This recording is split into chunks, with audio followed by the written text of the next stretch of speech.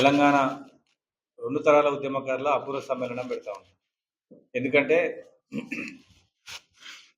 పాత సీఎం కేసీఆర్ కన్నా ఒక అడుగు ముందుకేసి సీఎం రేవంత్ రెడ్డి గారు 250 గజాల స్థలం ఇవ్వాలని ఉద్యమకారుల గుర్తింపు కమిటీని కేకే ద్వారా వేసి గుర్తింపు కమిటీ సమావేశాలు కూడా అన్ని రకాల ఉద్యమకారులతోటి సమావేశాలు నిర్వహించడం జరిగింది.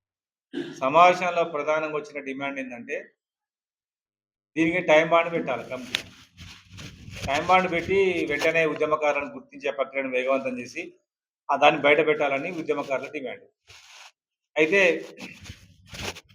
ఉద్యమకారుల డిమాండ్ దృష్టిలో పెట్టుకొని ముందు ఏం చేశారంటే 3 నెలలు మాత్రమే ఉంటుంది దీని కాల పరిమితి, తర్వాత దీన్ని వెంటనే ప్రకటిస్తామని ఉద్యమకారుల సమావేశాలు అయిపోయినాక వెంటనే దీన్ని డిసెంబర్ అని చెప్పడం జరుగుతుంది. కమిటీ సభ్యులు మీ మాట మీద మీకే నమ్మకం లేదు, మీ మాట మీద మీకే గౌరవం లేదు, అట్లాంటి పనులు చేద్దానికి కమిటీ వారికి విజ్ఞప్తి చేస్తా ఉన్నాం.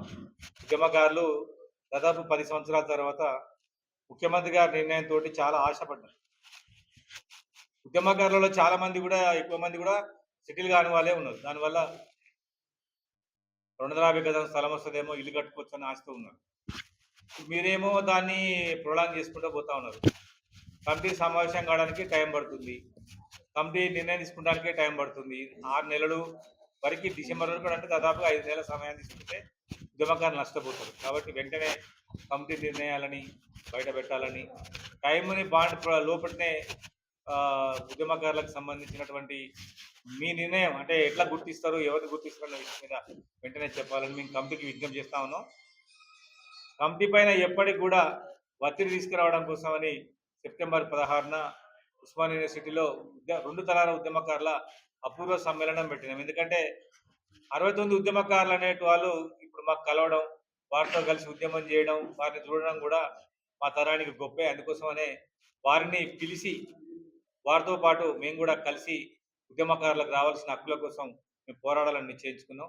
దానిలో భాగంగానే ఈ సమ్మేళనం ఓయిలో సాయంత్రం పూట 5 గంటలకు జరుగుతుంది. అదేవిధంగా దీనికి సంబంధించి గతంలో మేము పెట్టిన మీటింగ్కి జుబ్బల్లి కృష్ణారావు గారు కమిటీ సభ్యులు ఇద్దరు రావడం జరిగింది. ఇప్పుడు మళ్ళొక మంత్రిని కానీ ఒక తెలంగాణ ఉద్యమకారుని ఎమ్మెల్సీని పిలిచి ఉద్యమాన్ని కూడా తీవ్రతరం చేస్తామని కూడా మేము తెలియజేస్తా ఉన్నాం.